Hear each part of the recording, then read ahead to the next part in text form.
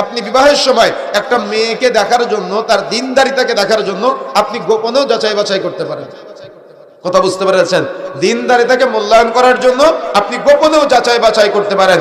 এখন আসুন, আমাদের সমাজে মেয়ে দেখতে যখন যাওয়া হয়, বিশেষ করে আমার দেশের বাড়ি সাতক্ষীরাতে, সেদিকে একটা প্রথা বা সিস্টেম পদ্ধতি প্রচলিত আছে। যখন মেয়ে দেখতে যায় ছেলে পক্ষ, মেয়ে দেখতে যাওয়ার সময় ছেলের সাথে ছেলের দুলা ভাই, মামাতো ভাই, খালাতো ভাই, চাচতো ভাই, এলাকার মুরব্বী যারা আছে, মামা, খালু, চাচা, মেম্বার সাহেব, ইমাম সাহেব যারা আছে, সবাই একসাথে যায়। গিয়ে উঠানের মাঝখানে চেয়ার দেওয়া হয়। এই 14-15টা চেয়ারে সবাই বসে, আর মাঝখানে, উঠানের মাঝখানে মেয়েটাকে বসানো হয়। সবাই একে একে প্রশ্ন করে, মা একটু চুল খুলে দেখাও তো, মা একটু হেঁটে দেখাও তো, মা একটু সূরা ফাতিহা পড়ে শোনাও তো।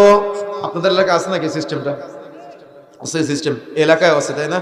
দেখেন, এই যে সিস্টেমটা আমাদের সমাজে প্রচলিত আছে, এই পুরো প্রচলিত সিস্টেমটাই, পদ্ধতিটাই পুরোটাই সুন্নতের বিরোধিতা, পুরোটাই রাসূলের আদর্শের বিরোধিতা। কেন জানেন? একটা মেয়েকে বিবাহের প্রস্তাব দিলে তাকে দেখা যায়, কতটুকু দেখা যায়? মুখমণ্ডল দেখা যায়। একটা মেয়েকে বিবাহের প্রস্তাব দিলে তাকে দেখা যায়, কতটুকু দেখা যায়? হাতের কবজি দেখা যায়। একটা মেয়েকে বিবাহের প্রস্তাব দিলে তাকে দেখা যায়, কতটুকু দেখা যায়? পায়ের পাতা দেখা যায়। তাহলে যে মেয়েটাকে বিবাহের প্রস্তাব দেওয়া হবে না, যে মেয়েটা পর্দা করবে, তার কতটুকু দেখা যাবে?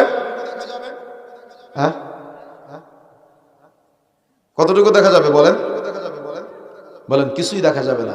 বুঝেন না মনে হয়? বুঝতে পেরেছেন? আল্লাহ রাসূল বলেছেন, আমার বন্ধুবর শেখ শহীদুল্লাহ বিন রহমাতুল্লাহ একটা হাদিস বলেছিল, সালাসাতুন কাদ হারামাল্লাহু আলাইহিমুল জান্নাহ। মনে আছে আপনাদের? মনে আছে? প্রথম নম্বরটা বলেছিল মুদমিনুল খামার, এটার তৃতীয় নম্বরটা হলো আদ-দাইয়ুস। দাইয়ুসটাকে আল্লাযী ইউকিরু ফি আহলিল খাবাস, যে তার পরিবারে পর্দা চালু রাখে না, তার উপরে জান্নাত হারাম।